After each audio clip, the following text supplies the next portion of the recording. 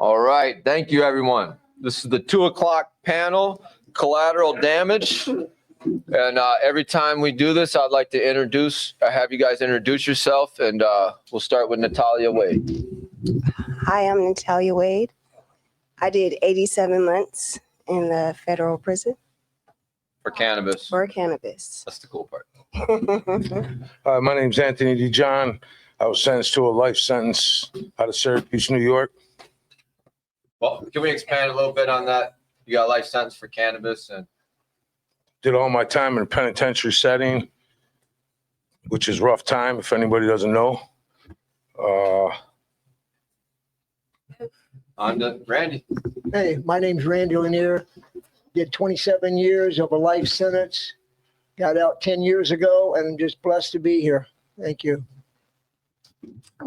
And my name is Evelyn LaChapelle. I was sentenced to 87 months in prison as a first-time nonviolent cannabis offender. And since I've launched Ladies Loving and Living and the Weed Lady. Awesome. All right. So on this panel, we're going to reflect on the damage the incarceration caused you on your life. This panel highlights the human cost of cannabis prohibition and the healing power of second chances. This is the opening reflection. You've each lived through the injustice of cannabis incarceration. Can you share what the moment of your release felt like and how it impacted your family? I'd like to start with you. I didn't believe my release when it happened. We were locked down for COVID. I was in USP Florence, and they came to the door and told me I was being released, and I didn't believe it. But I still didn't believe it when they put me in the van until they dropped me off in Pueblo, Colorado. There was no pay phones. It was weird to me after doing all that time. I couldn't believe that I got that kind of time for a plan. You know, when I went to jail, they had flip phones. I got out and seen these phones and had no idea how to use them. Never seen one in my life, and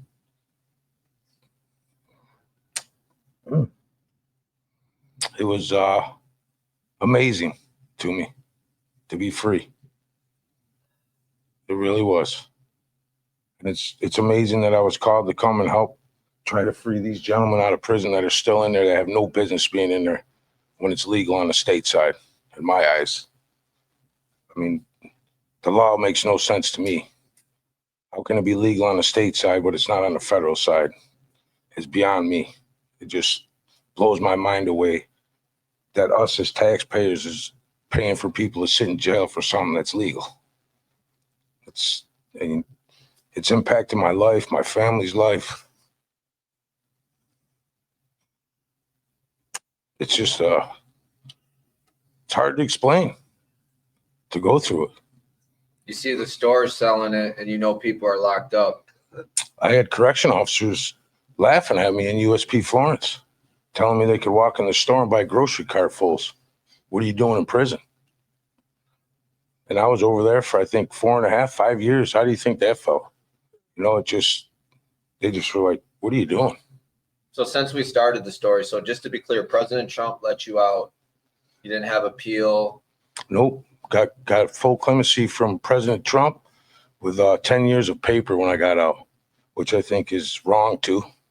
I'm glad I'm out, by all means, but I think I've paid my debt to society. How long you been home now? Since 21, January 21. You had a life sentence. So when you say the counselor knocked on your door, like you never thought you were getting out, and then somebody knocked on your door one day? Yeah, we were locked down for 6 months, and there was 5 of them that came to the door. They knocked on the door and started to key the door, and I told them, hey, hold up, you know, and next thing you know, they're keying the door, telling me, hey, you're being released in 1 hour. You got immediate release, and I didn't believe it. I thought they were playing games. And because I've seen that happen to people. Next thing you know, they're going to transfer. They don't want to tell you. And my counselor came back in an hour and opened the door and said, hey, are you ready? I'm like, yeah, I'm not taking none of this stuff with me other than my family pictures, man. Absolutely, I'm ready. And we got down to booking, and, you know, they don't let your family send no clothes or nothing. And the next thing you know, we got in a van. It's a Mexican guy drove me. I wasn't in handcuffs or nothing, and it didn't So hit. all this happened one day. You Yeah. knock on the door and you're outside from a life sentence. Yep. Unbelievable. And I rode for 3 days straight on the bus back to Syracuse, New York. Did you have a cell phone where you Yeah. I asked the security guard in Pueblo to make a phone call to a cab driver. And he came and I said, can you take me to Walmart? And the guy said, sure. And I just told him to sit tight. I got to go inside, grab a phone, and I'll take care of you, man. I got to hit an ATM. Like I said, I got the phone, I got a card, and I had no idea how to load it. I'm fumbling away with it. And the lady at the cash register, I just basically said, hey, can you help me? I need to call my mom. Yes. Randy, the moment you were released. The moment I was released, my son, my daughter, my wife picked me up. USP Coleman. It'd been 27 years. So I had known 30 days before my release that I was getting released. I'm a former race car driver. I've driven for Ferrari in Europe, Porsche here in the United States, won an international championship, but I'm a first-time cannabis offender. I received a life sentence without parole, natural death. Penitentiary, went through many of them. And on my release, it was quite complex concerning some properties that the U.S. Marshals had seized. And we find out 19 years, 6 months into my bit that they had kept the property, a casino, and sold it 3 years after they had managed it. They didn't vet the buyer. The U.S. Marshal Service sold it to an organized crime family. And it ended up keeping 6% of interest in the casino for 9 years. And I found that out 19 years, 6 months into my bit. Challenged it. Took me 7 years to go through the court system. And through that time, President Obama had issued a directive to the Justice Department to thin out the prison systems. And he was looking at nonviolent, long-lengthening prisoners. And I fell into that category. So it was like a perfect storm for me. And I fell into that mixture of nonviolent, long-lengthening prisoners. And then with the lawsuit that's going on with the U.S. Marshal Service, the U.S. Justice Department, through the U.S. Attorney's Office, contacted my attorney and asked him if we would drop the lawsuit that we were working on, that would be time served. So I had a hearing on my phone in my counselor's office, and he rules in my favor. The U.S. Justice Department was on board with my length of sentence, time served. Of course, the $157 million that they made illegally, we dropped everything, and I walked out the door a free man. And now it's so ironic because a couple of years ago, the state of New Jersey awarded me a cultivation license, a very large cultivation license, 75,000 square feet of canopy. It's about 110,000 pounds of weed a year I can cultivate. Along with that, they gave me a manufacturing license. So now I have a cultivation annual license. I'm about 6 to 8 months away from having product in the stores, and a manufacturing license, and that's about 90 to 120 days away. So it's amazing how things work out, and it's like a full circle for me. So now I'm back being able to help the cannabis prisoners through Freedom Grow. We are a nonprofit organization. I ask you to please check it out, freedomgrow.org. We help cannabis prisoners. And I just want to say that I'm blessed to be here. And all of these prisoners that you see behind me that are on that website and stuff, they all need and deserve to be with their families. They shouldn't be in prison to begin with. It's a plant, and it's a plant that heals. And so that's the story. Evelyn, the moment you got out. The moment I got out, I don't think I've shared this story, but Thank you if you're going to. I'm going to, because if the Secretary of Phoenix Women's Prison Camp is watching this, I want to know how you felt when I was released. And so part of the release planning is transportation. And at the like 2 days before, they denied my family the opportunity to pick me up because they said the ride was too long and they were putting me on a bus. The fuck? Sorry, excuse my language, but I'm like, I'm not getting on a bus. I'm a single female. I'm not taking the bus from Arizona. And they said, well, if you can get a plane ticket in the next hour, we'll allow the opportunity and your own transportation from the prison to the airport. Call my sister, not a problem. So when I release and it's time for me to walk through the security's office, my sister hired a driver that had to stand in the office with my name on it. So you know how you see him at the airport and he's got this digital sign that says La Chapelle and there's no one in the office, just her. She's just like sitting at her desk and there's this man like with this big sign that says La Chapelle, and I wanted to look at her and say, see, because I don't play games, right? Like you thought you were putting me on the bus and I have a private driver. So that was my get out of jail moment. And I always wondered what she thought about. But similar to, you know, all of our experiences of walking outside and just not having a clue of what to do, getting to the airport without a phone, with a debit card that I don't know how to work. My mom thought it was funny to send me a My Little Pony backpack because I requested to me. So it was just going through the motions, I think. I think it was a lot of going just through the motions. We all think about what we're going to eat, who we're going to see, the first thing I want to do. And the truth was my nerves were so bad that I couldn't eat for like 2 weeks. I could only stomach key lime pie for like 2 weeks. And then as a female being released to a halfway house, which is ridiculous because I had a strong family support, but because they are pipelining you through the system and the money has to travel through the system, I'm in a halfway house. There's maybe 5 females to about 40 men who've been in prison, who've been without females, without women. And I'm here to navigate this space. And there was a moment where a man is like, because, okay, this is my tactic, right? You find one friend and then you're safe. And so I had found that one guy friend and we're going to hang out and I'm going to be safe. But it turns out like he's high out of his mind and I'm in the shower and he's like banging down to kick in the door to get to me. And this is 2 weeks home, right? And so the release, joyous as it was, I was walking out of prison completely optimistic. I've got a degree. This reentry is not going to affect me. I'm coming home, family, mom, daughter, life is set up. And the truth was there's predators in the halfway house. No one really wants to give you a second chance. You can't even stomach your food.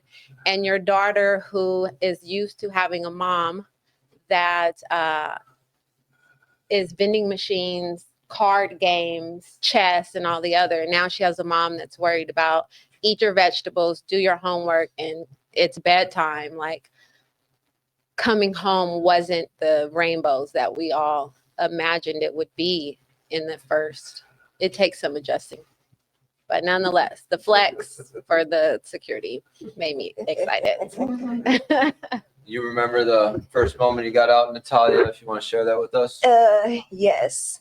But first, like, life sentence for weed is crazy. And and I've never met you before, and this is my first time meeting you, and I'm just blown away. But I'm happy to see you. Oh, I know. And I'm happy that you're Thank here. you. Yeah. The first time, well, it was kind of like, I have to say I was kind of nonchalant only because the first time I was supposed to go home, they tricked me. I did the program, the RDAP program, and I did the whole program all the way through, graduated and everything. 2 weeks before I was supposed to go home, they told me I couldn't go home, that I had to do my whole sentence. So I didn't get the year off. I couldn't get halfway house. I couldn't even get home confinement Terrible. because of my medical condition. I was diagnosed with lupus inside. Wow. I end up having a heart attack. And the lupus had scarred my lungs, so I also have COPD. I used oxygen, all that. So because of my health condition, they pulled that time away from me. They said I'm not eligible for halfway house. And if I get in trouble, so they already had in their mind that I'm gonna get in trouble. Was this your first time being in prison? Yes, For marijuana? yes. Wow. That if I got in trouble, the sheriffs wouldn't come and get me. And I also wouldn't be able to go to a halfway house because they wouldn't take care of me. So therefore, I had to do an extra 12 months. So here I am getting ready. I'm going home. Come in the office. You're not going home. I got to stay another 12 months. Did you have any write-ups when you were in prison? Never. It was so bad to where they didn't even know who I was because I did nothing. They were like, who are you? Like, we've never heard of you. We've never seen you. I'm like, well, what are you supposed to see? Like, I'm already in prison. I'm not here to act up. You know what I mean? So when I finally, got home, my nerves were shot. Like, excuse me, but like I vomited the whole way. Like I couldn't, like, I was just so nervous. And they put me on a plane by myself. Then I flew all the way home to San Francisco. And the guy was talking about, flashing lights and billboards. The first billboard I see in the car is that they're selling weed and they're delivering it to your house. That was How many years did you just get done doing? like 7. 7 years? 7 and some change. Yeah. It was like a slap in the face to me. I said, do you guys see that? They're like, oh yeah, that's normal. I said, what do you mean that's normal? I was just in prison for that. I said, this is what they're doing now? I said, I just don't understand. And that pissed me off because that was the first sign I seen in the billboard, getting in the car on the way home. And what year was this? This was 2019. So you haven't been in trouble since then? No. Great. I'm just letting the people know. I know that. I knew the answer before I asked it. There's no way. Like, I really considered going to be a nun. Hell Like, I was so scared and I was so traumatized by the whole experience that I had. I didn't want to do anything. You couldn't get me to jaywalk.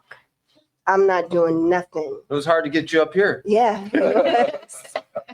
But like getting home, talking about eating, I ate everything that I missed. What was I'm your not first gonna meal? lie to you. What was your first meal? So I'm a big cheeseburger person. Yeah.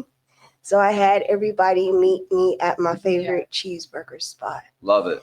So you guys are co-defendants, right? Yes. Did you get out at the same time, or you No. got out first? Which is the worst part. Yeah. That we both received 87 months in prison, period. Our sentence should have been the same. We received it. We went to trial together. And you were in prison together, right? We were in prison together. That's a real best friend. Until they separated us once she got sick, and they realized that I was making the phone calls because they were going to let her perish until I started calling home. And then they separated us. But we got the exact same amount of time, and I got home a year earlier. Yeah. And it's only because of her medical condition, which is outrageous.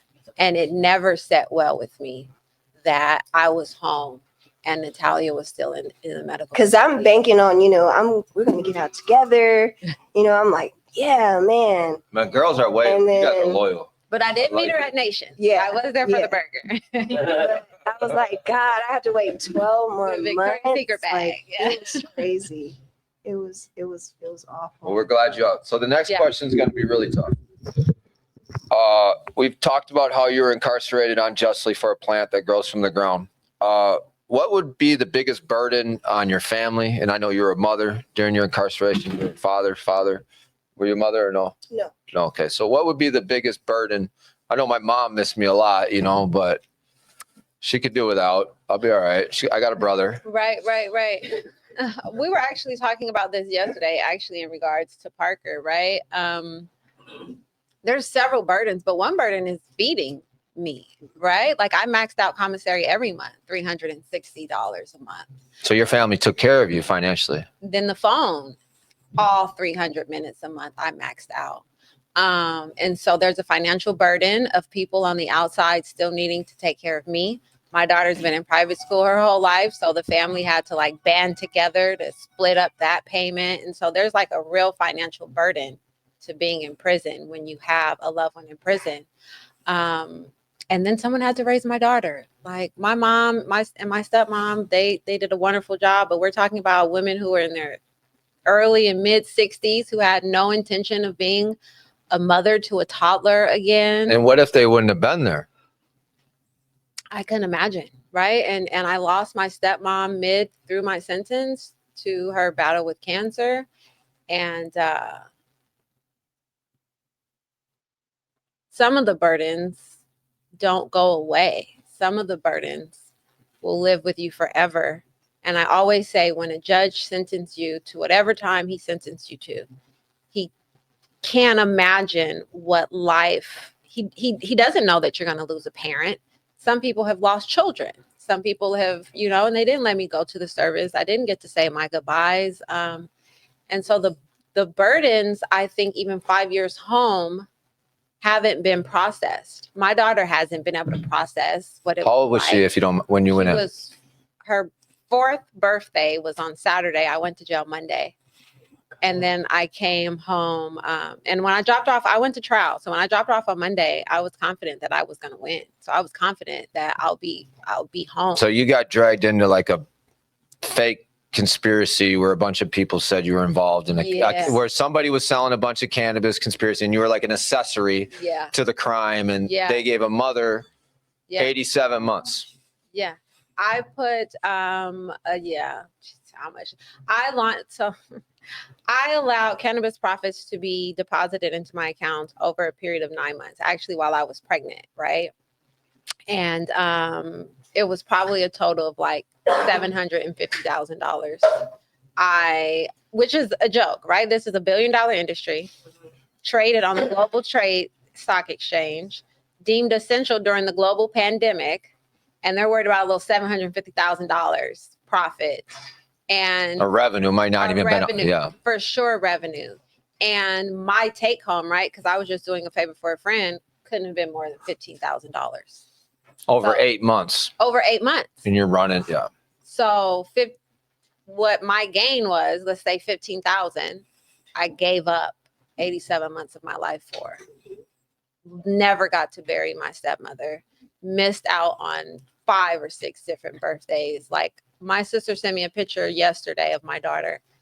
And I know it's like with a great heart that she's sending these pictures, but when I see it, I'm like, I don't even know that daughter. I wasn't at home for it. I never seen her at 6, 7, 8. It took almost 3 years before I got an in-person visit. And so the impact we're talking about on our families, I think, is unmeasurable. But you, Randy, 27 years of visits. So the burdens are really when you get sentenced to prison, they sentence to families. And it's just so much drama because now many families have to take on jobs that they never thought they would be taking on, like maybe bagging groceries, which is what my wife did, walking dogs, or babysitting, or whatever it is to be able to pay the bills. And also, as she was talking about, trying to help the loved one. It's for me, commissary, phone, stuff like that. And books, magazines. It really amazes me how some families really stand behind you and support you. And it means a lot. And it just goes a long way when you have support like that. And when I first got indicted, my son was 7 days old. So 27 years later, he picks me up with my daughter, who was 7 years old when I got indicted. So the burden goes really deep. And we were talking about earlier, your first night out. My first night out when I got finally to the house, I couldn't sleep. And woke up in the middle of the night and just wanted to walk. And I must have walked 5 miles. Yeah, came back, and it was like a full moon. I'm going, shit, this shit's real. I'm helped. So anyway, that's it. How about you, Anthony? You're sentenced to life in prison. I think a big burden on the families. You move that a little closer. Big burden on the families is one of the biggest ones on my family. I think your family does the time harder than we do. Even though it's scary inside the walls, I think it's harder on your family than it could ever be on us. You know, at the end of the day, you don't have to have commissary. You're going to be fed. You got clothes. But you know what? The phone's unbelievable how much it costs to call home. Unbelievable. How much is one phone call? I believe it was like $8 when it first went down in 2004, something like that, $8. And another thing is they only give you 300 minutes when I got down. If you got 2 kids, I mean, do the math, 30 days. How are you supposed to have a relationship with your family? You know? And I think, you know, it's what really woke my eyes up is when my mom and dad came. They've never done any time before. I guess you could say I'm the black sheep of the family. You know, and they came to see me and that door slammed behind them and my mom started crying. Said it scared the living shit out of her. She knew she was trapped. You know, the things that I put my family through, you know, I can never take back. Well, we're glad you're home with us, bro. You're doing good. Okay, kind of wrapping up. This is our reintegration. What barriers did you face re-entering society, and what helped you push through that? Let's start with you, Evelyn. Barriers that I faced, I honestly didn't think I was going to face anyone. I'm a graduate, Loyola Marymount, degree, resume, corporate hospitality. I went my first day out on ankle monitor February 1st and got a job at one of the most prestigious hotels in San Francisco. And I just knew, that's behind me. And I was on the job maybe a month and a half, and someone Googled my name, took it to HR, and they asked me to pack up my stuff. And that's when I knew that this is real. I also knew that I was privileged. And I also knew that men in my position, men who maybe have a record, men who maybe have tattoos, men who, if I can't make it with my resume and how I present, there's no way. Like, I immediately understood recidivism at that moment. I immediately understood that I have a child that I have to feed.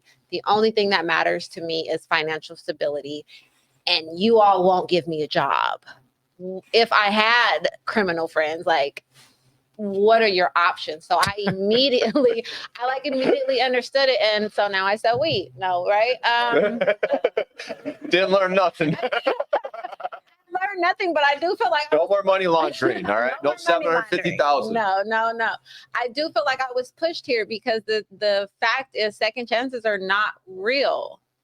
They don't exist. I've had bank accounts closed. I just recently had my investment account closed because of the money laundering. And so it's consistently an uphill battle. It's consistently survival mode. I haven't been able to take a break because I just went on an interview recently. I made it to the 4th interview. It's a panel interview, big company. My work aligns with it perfectly. Community engagement manager. That's what they're hiring for. There's no candidate better than me. And I get to the end of the interview, and one of the ladies is like, I see you're a podcast host, a business owner. Is there anything else about you that we haven't discussed that we should discuss? You can't beat Google. It's there. I do this, in my spare time. It's there.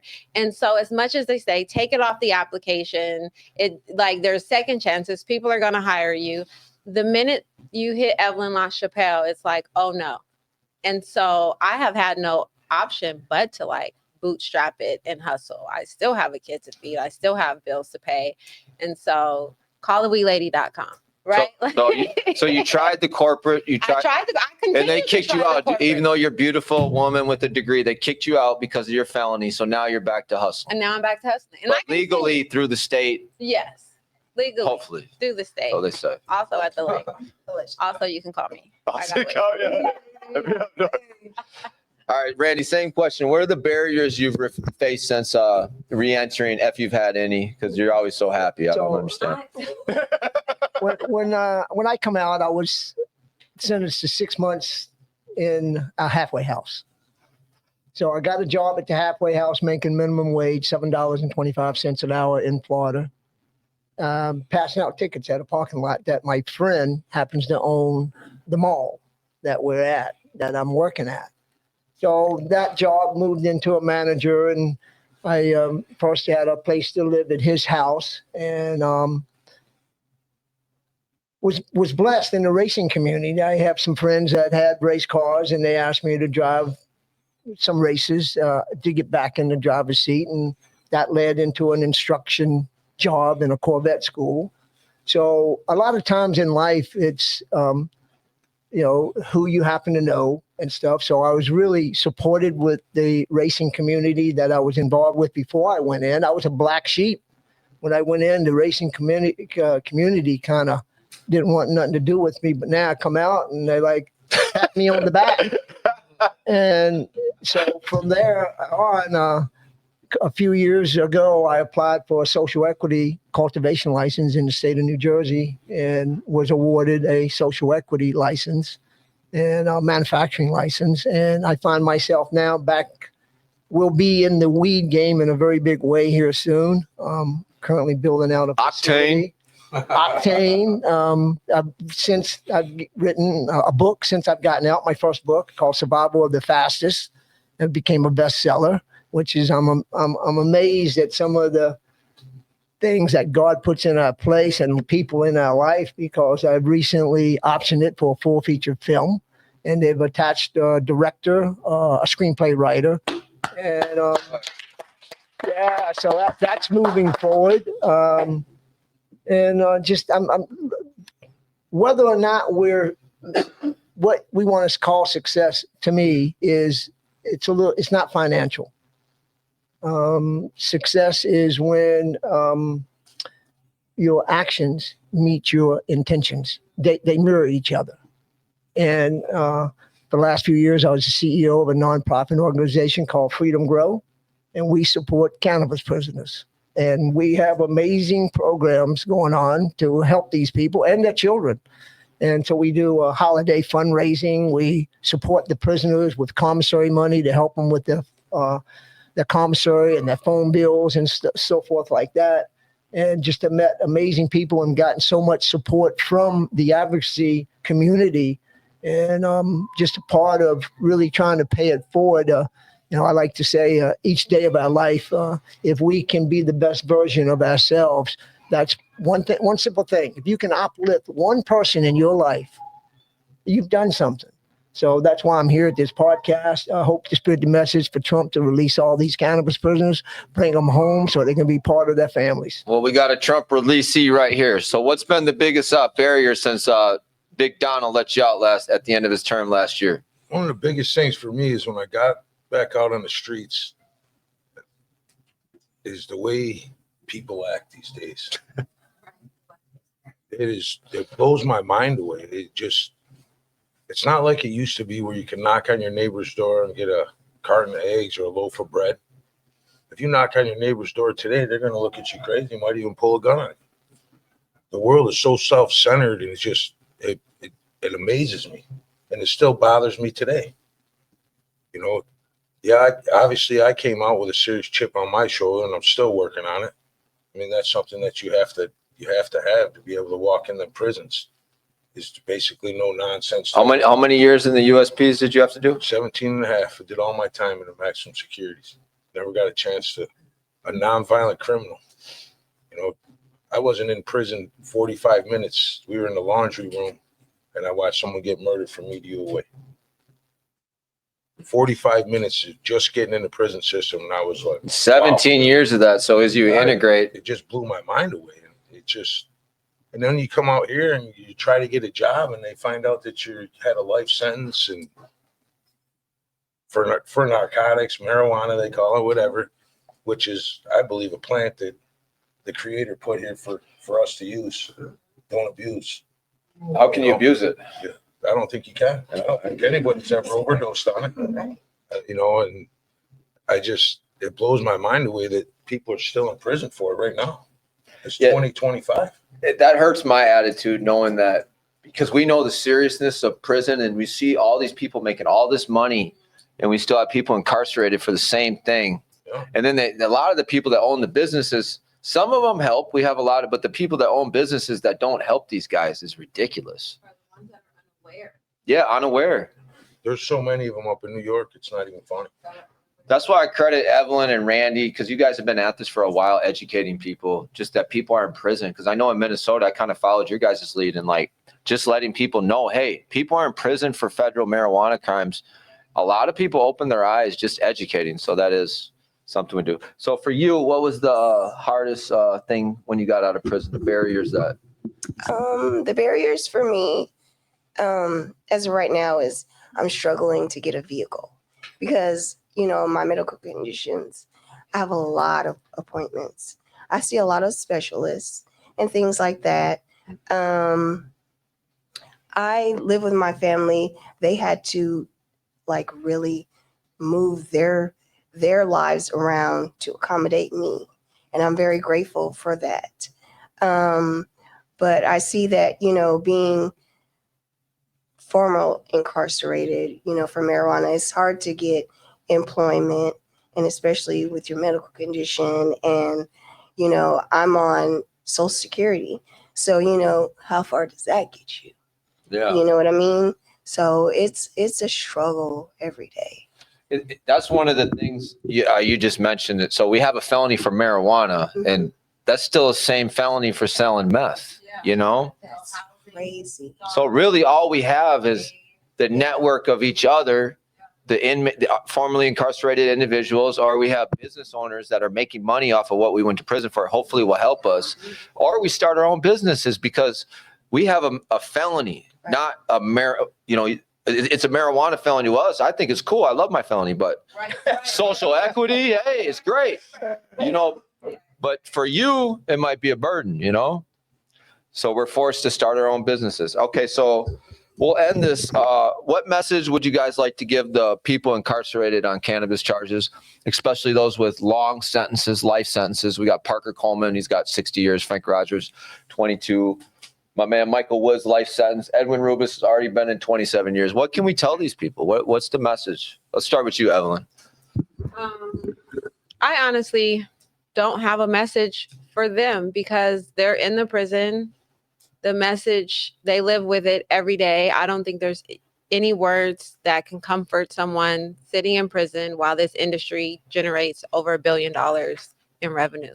So my message is for the sitting president, Donald Trump.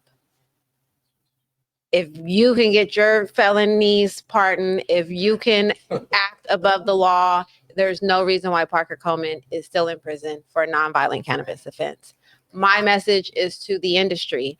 If you are legalizing in a state that has yet to legalize, right? Because we get new states every term almost legalizing, that you demand in your states that we won't legalize until those people are free. That I believe the industry has buying power. I believe that when a state makes a decision to legalize cannabis, it's for the tax revenue. It's for the money. So deny them the tax revenue, deny them the money, and get the folks out of prison. It's not a hard lift. We're not talking 200,000 cannabis offenders, right? Like on a federal level, I think we're somewhere between 3,000 and 5,000. I think they even said 2 and 2,500. 2 and 20, like it's not a heavy lift. And so my message is to the sitting president, to those who are in charge, just let the people out. And then I'm done. When Parker Coleman gets out, I'm going to move on. I'm going to change my name and go get a job. You got a job. Call me. Okay. Sweet lady. So, love that. So my message for the inmates, for the cannabis inmates that are in their program, talk to your psychology department. And I say that sincerely because I developed a relationship with the psychology department and became a mentor in our special program. It was a 1-year program, and they had told me I'm maximum custody. And like Anthony, I spent 27 years in maximum custody. So my advice is do things to programs that will benefit you, the inmate, and become a mentor. My last 9 years, I was a suicide companion. I sat with men for 4 hours a day that had tried to take their lives. And by doing that, this was before I even found out I had a possible chance of going through the courts to get out. So you're sitting there with a life sentence, mentoring people in the hole. Yeah, mentoring people It's a beautiful thing. They're in a special all glass cell with a concrete bunk with no mattress, with a suicide jacket. They get fed every meal, bag lunches. They don't get forks and knives. They eat it with their fingers. And they had stopped that due to someone using a fork to try to pick out their veins in the arms. So program for the inmates, get to know the psychology department, because I had the supervisor of psychology department write a letter that I was astounded that this letter was so good, and it was sent to the judge, and it very well could have had an impact on his decision making, letting me gain my freedom. And it's amazing the things that you can accomplish in there. I became a yoga instructor in the joint and had some of the first yoga classes in maximum custody, and everybody laughed at it and said, man, you're going to do that sissy ass shit. And next thing I'm breaking them down. I'm breaking them down because I'm trying to do power yoga. So come and get some, and let's see how your static strength is. So amazing things that you can do in helping the inmates within the prison system. And a lot of we had Chad Marks on earlier. He became a jailhouse attorney. So he's helping others. And that's one of the greatest things that we all can do. And we're blessed with the ability to uplift others. And it can be in a way that you never even see coming.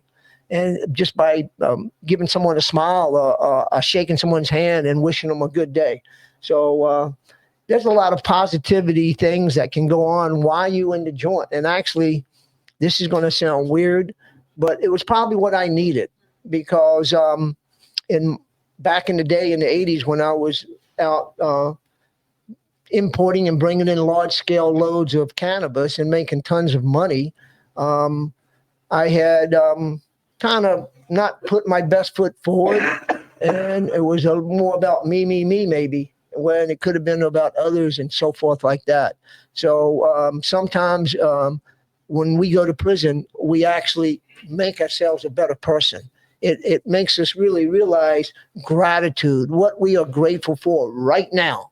We're grateful that we're having a nice hot lunch maybe, or we're not in the shoe, because out of the 27 years that I did 7 years in the shoe. And 2 years was my longest stint in solitary confinement. 7 years. Wow. So That's how much time I did in prison almost. Just feeling blessed every day that you wake up. Every morning I give myself gratitude for being awake and having my conscious, that I'm aware, because there's things that can happen while you're in the joint. I had a friend that got beat down while he's sleeping, and he was in a coma for 6 months. And when he woke up, he's in Springfield Penitentiary at the medical facility, but yet he can't talk and he can't walk. So giving blessings every day and having gratitude for what you do have and your awareness is a big thing. So gratitude would be? Gratitude's the best way to start your day. How about you, Anthony? What would you say to the inmates locked up with long sentences on cannabis charges? First and foremost, stay strong. Know that you have people out here fighting for you. Hell yeah. There's people out here fighting for you. And I hope Trump and his administration, or somebody on his administration, is watching this podcast. They need to do the right thing. Like this young lady said, it's okay for you to pardon your felonies, Why isn't it okay to pardon these people that Well, in all fairness, Biden pardoned his son too. So there's a lot of going around. He was smoking crack, you know, bottom line is with a gun. yeah. You know, I'm a Democrat too. Yeah, I know, but I want to I want Trump to be. I mean, I feel like Biden is done, and we're going on Trump, and there's a lot of opportunity. Absolutely. You know, Absolutely. and Trump likes to hear the negative things about Biden, and he failed our community. You know what I mean? We could be sitting here having a party like, "Hey, Biden's the greatest guy ever," but I'm a Democrat, and I'll tell you right now, he sucks. I know that the system's getting worse. They just have to. From my way of making it through the system is work out every day. Hell Try to yeah. get your mind right every day. We'll close with you, Natalia. What's your message of hope to the people incarcerated, especially the females incarcerated on cannabis charges? There are some in there. A lot of them. I agree with Randy. Programming Program. that saved my mental, because I was structured. I had something to look forward to every day. Yeah. It's a routine, and that keeps you, you know what I'm saying, kind of like normal, so to speak, while in prison. But programming is really a good thing. It's a really good thing. Yeah. All right. That's the end of this panel. Thank you so much. You guys are awesome. The next panel will have the lifers that were freed under President Trump. We have 3 of them: Pharrell Scott, Anthony DeJohn, and Craig Cecil. It's going to be awesome. Main event, last podcast.